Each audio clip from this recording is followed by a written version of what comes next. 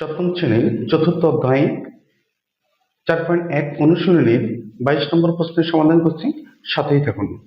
22 নম্বর প্রশ্নটা আছে a plus B plus C into A plus B plus C, এই দুটো গুণ করতে হবে।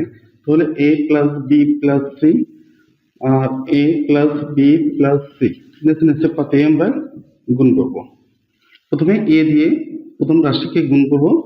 a দিয়ে a গুণ করলে a স্কয়ার, a দিয়ে b গুণ করলে ab, এবং a দিয়ে যদি c গুণ করি ac। এবার আমরা b দিয়ে প্রথম রাশিকে গুণ করব। b দিয়ে যদি a গুণ করি ab প্লাস ab, ab নিচে ab বসিয়ে দেবো।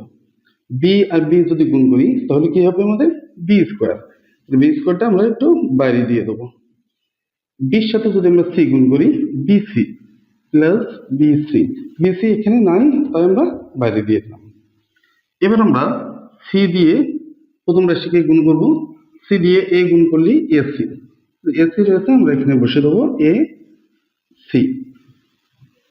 এবং c এর সাথে যদি আমরা b গুণ করি তাহলে bc প্লাস bc, এবং c এর সাথে যদি c গুণ করি c square plus c square বসে দেবো।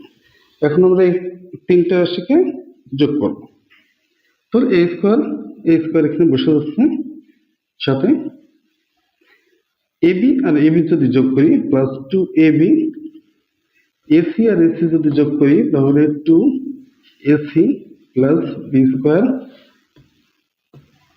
bc এবং bc যদি যোগ করি তাহলে 2bc প্লাস c স্কয়ার।